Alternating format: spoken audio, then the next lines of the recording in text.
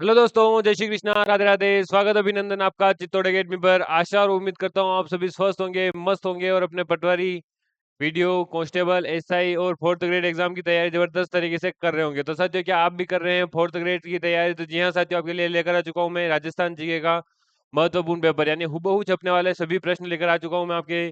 तो साथियों, जुड़ जाइए और अपने दोस्तों के साथ इस क्लास को शेयर जरूर कर लीजिएगा, क्योंकि ये पूरी की पूरी जो क्लास है इंपॉर्टेंट क्लास रहने वाली है। तो साथियों, जुड़ जाइए और अपने दोस्तों के साथ इस क्लास को शेयर करना बिल्कुल ना भूले और अंत तक साथ में बने रहिएगा। अगर ये क्लास आपको पसंद आए तो क्लास को लाइक जरूर कर लीजिएगा।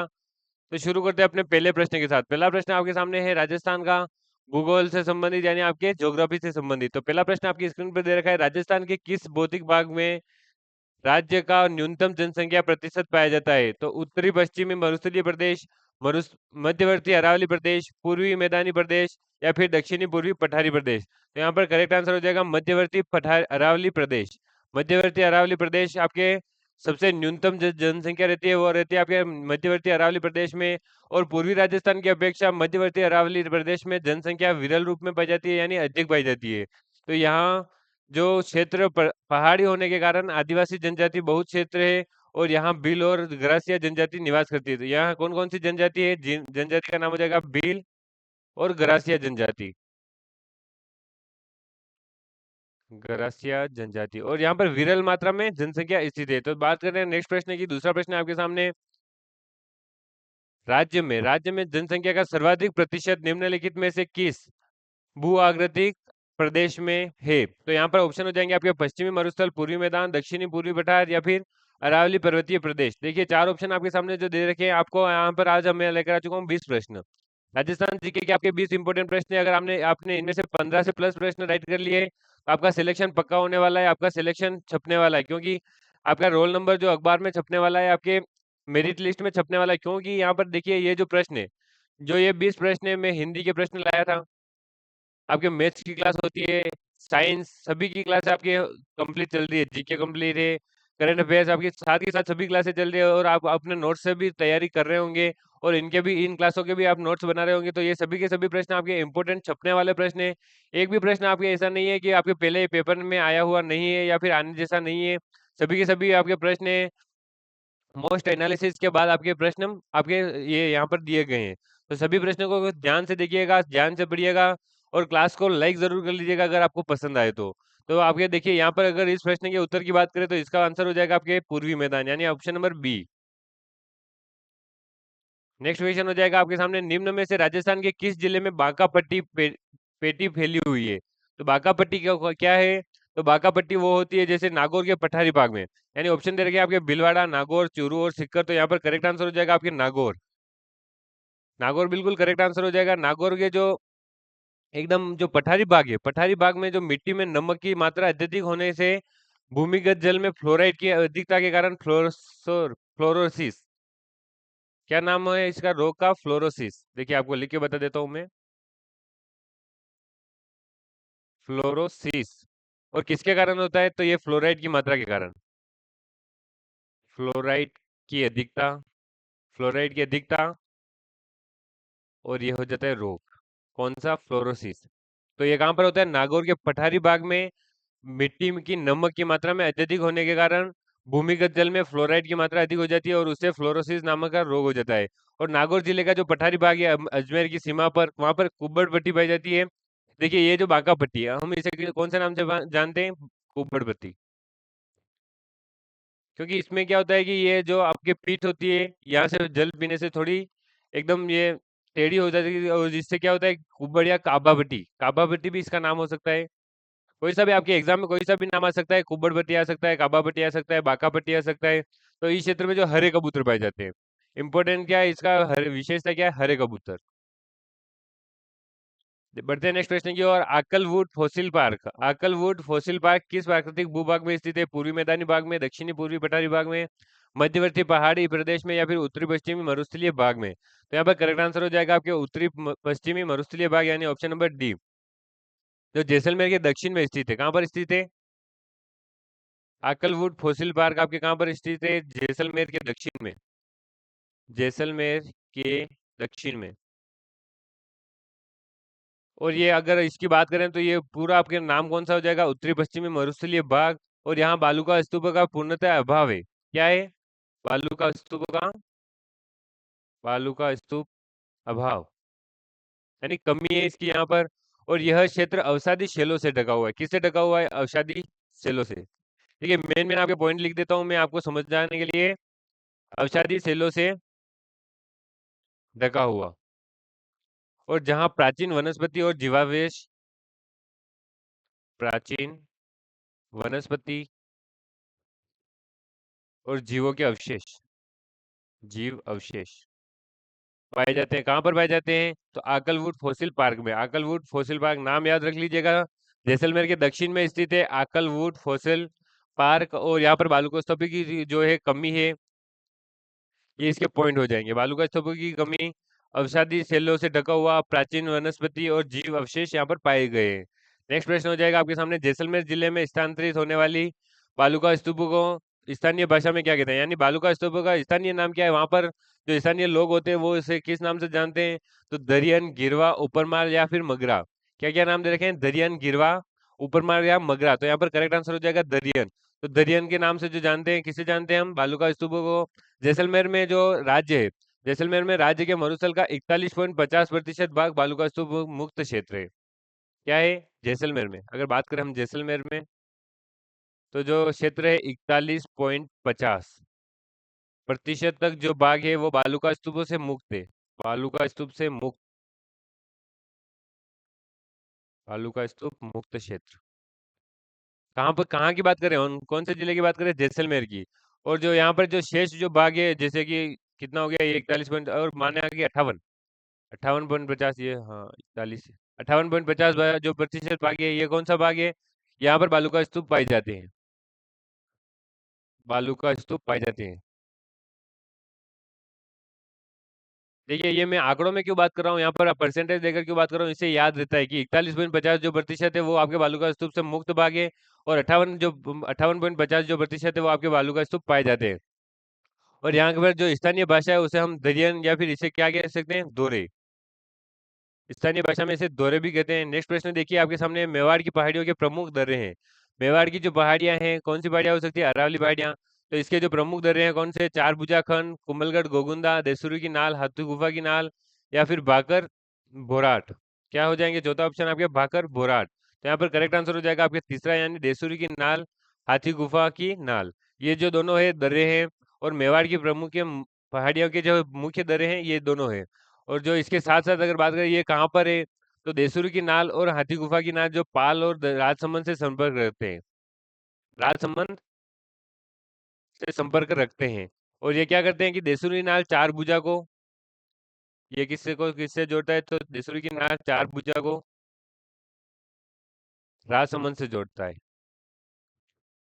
राजसमंद से जोड़ता है। देखिए दर्रे हैं तो क्या क्या काम होगा इनका कि एक स्थान को दूसरे स्थान से जोड़ेंगे। तो ये जोड़ता है अपने चार भुजा को राजसमंद से। और हाथी गुफा की बात करें, अगर हाथी गुफा के नाल की दर्रे की बात करें, तो यहाँ पर हो जाएगा आपके सिरोही को गोगुंदा से, सिरोही को गोगुंदा से। बिल्कुल आपके स्पष्ट हो गया होगा। बात करें अगर नेक्स्ट प्रश्न की, सातवां प्रश्न आपके सामने है, अरावली श्रृंखलाओं की सर्वाधिक ऊंची पहाड़ियां किसके मध्य स्थित है? यानी जो अरावली श्रृंखला है उसकी जो सर्वाधिक ऊंची यानी सबसे ऊंची जो पहाड़ियां है वो किसके मध्य स्थित है? गोगुंदा और कुंभलगढ़ के मध्य, डूंगरपुर और उदयपुर के मध्य, अलवर और जयपुर के मध्य, या फिर अजमेर और उदयपुर के मध्य। तो यहाँ पर करेक्ट आंसर हो जाएगा आपके गोगुंदा और कुंभलगढ़ के मध्य। यानी जो गोगुंदा और कुंभलगढ़ के मध्य की जो पहाड़ियां है वो सर्वाधिक ऊंची पहाड़ियां पाई जाती है। और उदयपुर के उत्तर पश्चिम में, अगर उत्तर पश्चिम की बात करें तो उत्तर पश्चिम में और राजस्थान के, सॉरी राजसमंद के पश्चिम में जो कुंभलगढ़ है, अगर बात करें हम जैसे कि उदयपुर, देखिए उदयपुर के बात करें हम उत्तरी पश्चिम की, उत्तरी पश्चिमी भाग, और राजसमंद का पश्चिम में, राजसमंद के पश्चिम में जो कुंभलगढ़ है, और कुंभलगढ़ और गोगुंदा के बीच की, कुंभलगढ़ और गोगुंदा,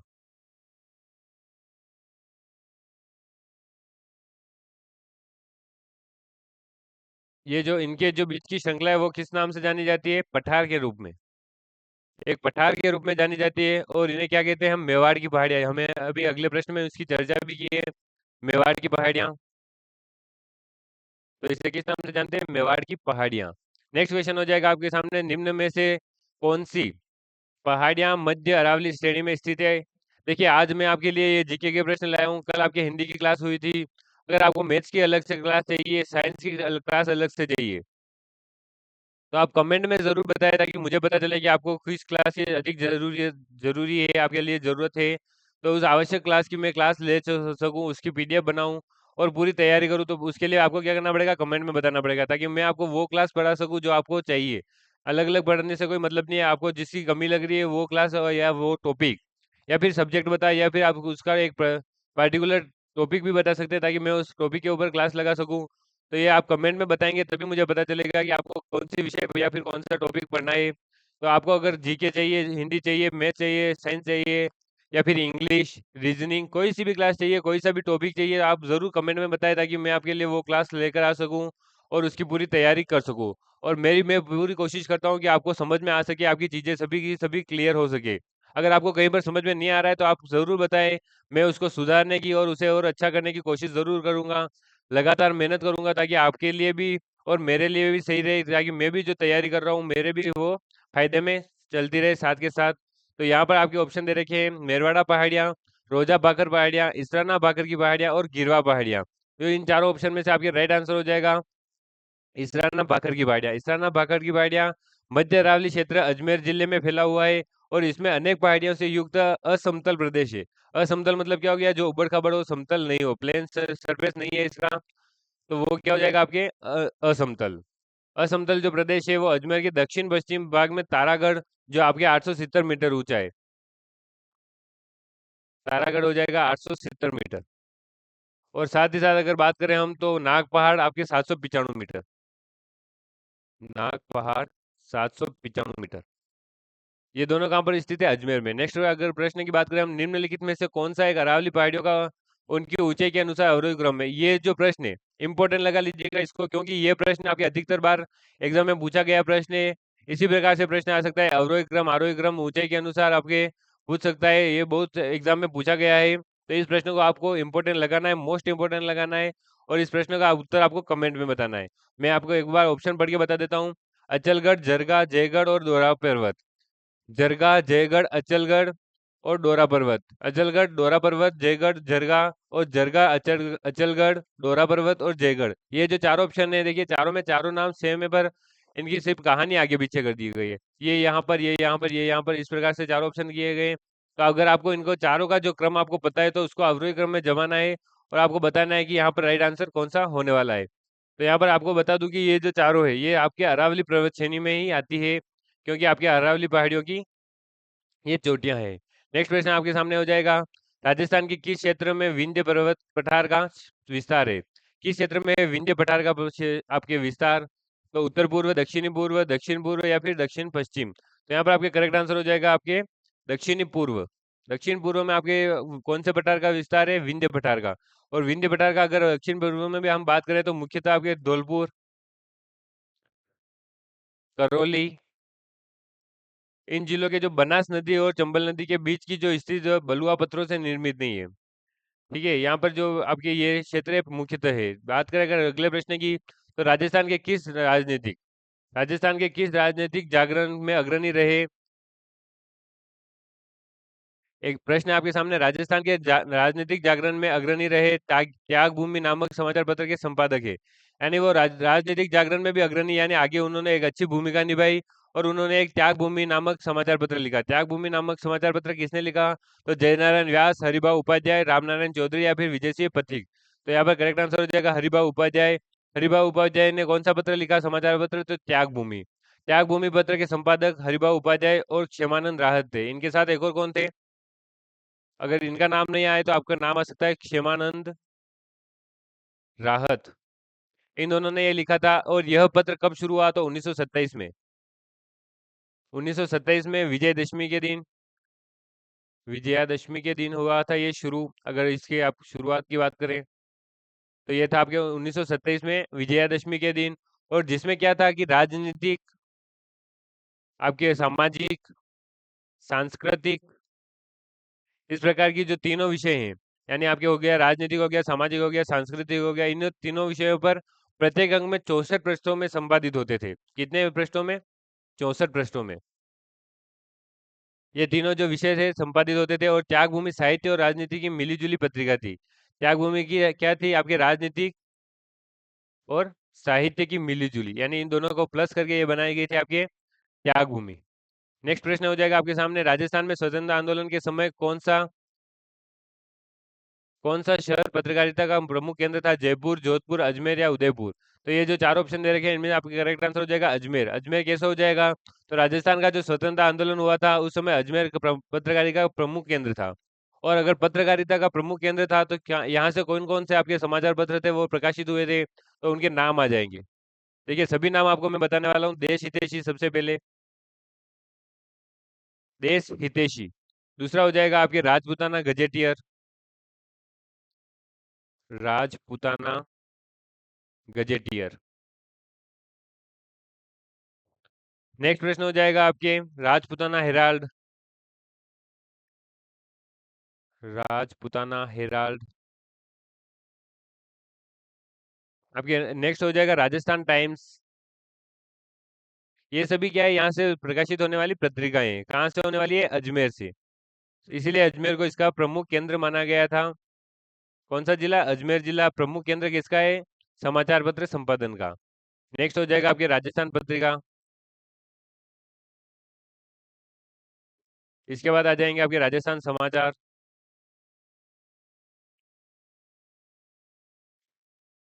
नेक्स्ट है आपके नवीन राजस्थान। सभी इंपोर्टेंट रहने वाले हैं ये नाम आपको याद रखना है, इसीलिए लिख रहा हूँ मैं, क्योंकि इसको बहुत बार पूछा गया अलग अलग तरीके से। प्रश्न की लैंग्वेज कोई भी हो सकती है, आपके उत्तर का वो होने वाला है, इसलिए मैं इसको यहाँ पर लिख देता हूँ ताकि आपको याद हो जाए। नेक्स्ट है आपके दैनिक नवज्योति। और अगला हो जाएगा आपके नवजीवन। और इसके साथ कई और भी आपके थे, इत्यादि लिख सकते हैं हम।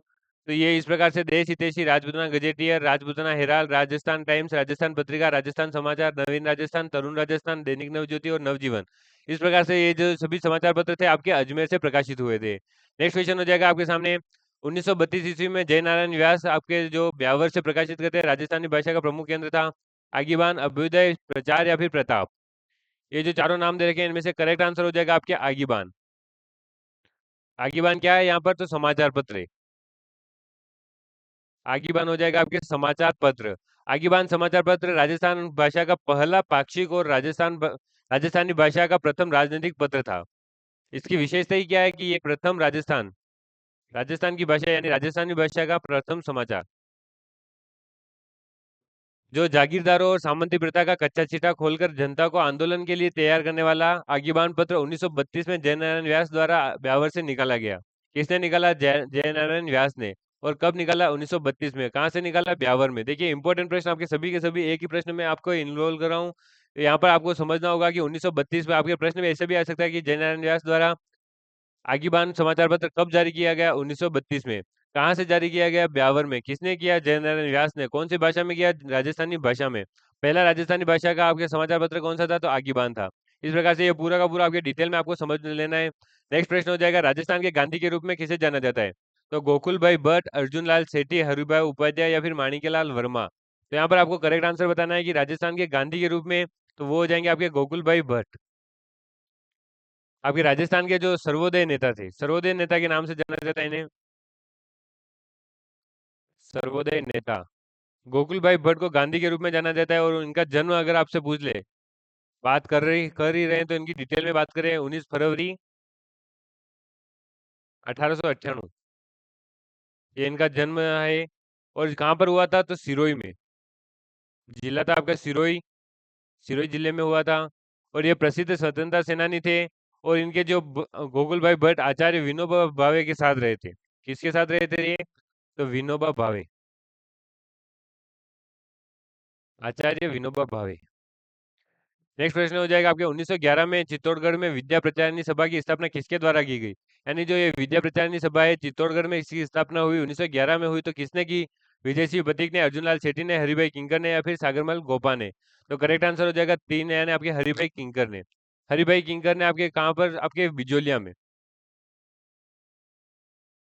बिजोलिया में हरिभाई किंकर ने विद्या प्रचारनी सभा को स्थापना चित्तौड़गढ़ में की थी। यानी आपके जो ये हरिभाई किंकर थे, इन्होंने बिजोलिया में इसकी जो वो बात बोली थी कि ये हम विद्या प्रचारनी सभा की स्थापना करेंगे, और कहाँ पर की थी? चित्तौड़गढ़ में। कब की थी? 1911 में। और 1915 में आपके विजय सिंह बत्तिक ने इस पाठशाला के संचालन का दायित्व ग्रहण किया, और इस पाठशाला में अध्ययन के लिए राष्ट्रभक्ति और चरित्र निर्माण की शिक्षा दी जाती थी। और ये क्या थी? ये यानी जो विद्या प्रचारनी सभा है वो क्या थी? एक पाठशाला थी। नेक्स्ट प्रश्न हो जाएगा आपके भित्ति चित्रण की दृष्टि से कहाँ की हवेलियां प्रसिद्ध है? यानी भित्ति चित्रण के लिए जो हवेलियां है, इंपोर्टेंट प्रश्न रहने वाला है। भित्ति चित्रण के लिए जो हवेलियां है वो कहाँ की प्रसिद्ध है? उदयपुर की, बीकानेर की, शेखावटी की, या फिर आपके जैसलमेर की? तो करेक्ट आंसर हो जाएगा शेखावटी की। यानी जो शेखावटी की हवेलियां है, शिल्प सौंदर्य और भित्ति चित्रों के लिए बेजोड़ कही जाती है, क्योंकि इनका मुकाबला कोई और नहीं कर सकता है। और झुंझुनू की जिले की जो नवलगढ़, शेखावटी में झुंझुनू जिले की जो झुंझुनू की नवलगढ़ कस्बे की जो शेखावटी की स्वर्ण नगरी है, स्वर्ण नगरी कहते हैं इसे। चूरू में भी अनेक प्रसिद्ध हवेलियां दर्शनीय है। नेक्स्ट क्वेश्चन हो जाएगा आपके नाथद्वारा में राज श्रीनाथ जी की जो मूर्ति है, स्थापना किसने करवाई? राणा कुंभा, राजसिंह, सुरजन सिंह भी, या फिर महाराणा जयसिंह? तो करेक्ट आंसर क्या हो जाएगा यहाँ पर? आपके राजसिंह। राजसिंह ने आपके नाथद्वारा में श्रीनाथ जी की मूर्ति की स्थापना करी थी। उदयपुर के महाराणा राजसिंह द्वारा श्रीनाथ जी की स्थापना 1971 में की गई। 1971 नहीं, 1971 नहीं होगा यहाँ पर, 1671। 1910 1671 में राजसिंह ने ये स्थापना करी थी। और यह स्थान वल्लभ संप्रदाय का प्रमुख केंद्र है। जो श्रीनाथ जी है नाथद्वारा में, वल्लभ संप्रदाय का प्रमुख केंद्र है, वल्लभ संप्रदाय। और यहाँ स्थापित जो श्रीनाथ जी की विशाल प्रतिमा है, वो आपके ब्रज प्रदेश यानी वृंदावन से लाई गई थी। ये जो प्रतिमा है कहाँ से लाई गई? वृंदावन से। नेक्स्ट क्वेश्चन हो जाएगा मशहूर विमल शिवसई और लुणोसई मंदिर कहाँ है? तो आबू पर्वत, आबू रोड, रणकपुर, या फिर बालोतरा?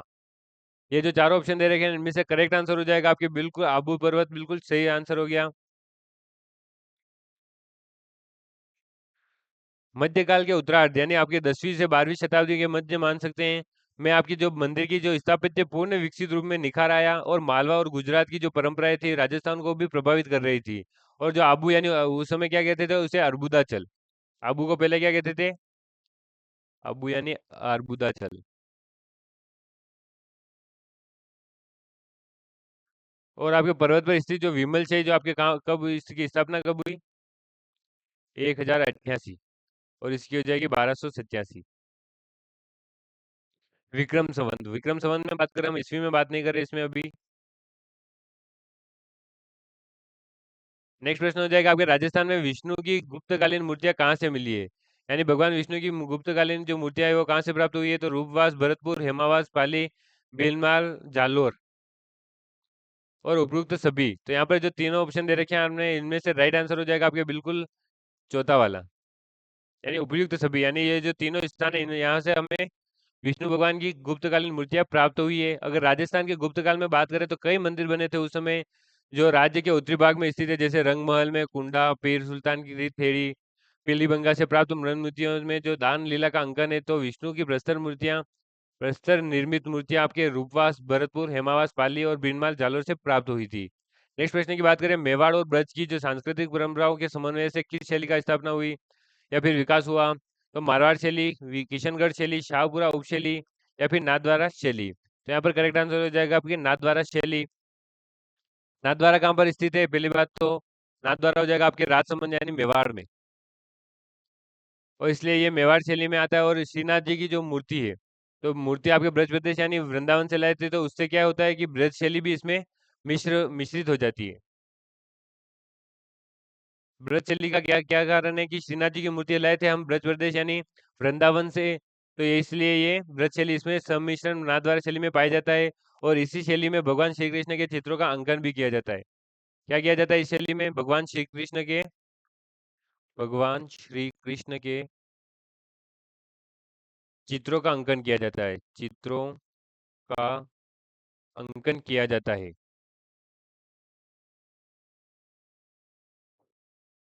इस प्रकार आज के राजस्थान जीके की क्लास पूरी यहीं पर होती है। मिलते हैं नेक्स्ट क्लास में। अगर आपको नेक्स्ट कोई और क्लास चाहिए, कोई टॉपिक चाहिए, आपको अगर पर्टिकुलर किसी सब्जेक्ट पर बात करनी है, तो वो भी आप आपके कमेंट में बता सकते हैं। मिलते हैं नेक्स्ट क्लास में, तब तक के लिए जय हिंद, जय भारत।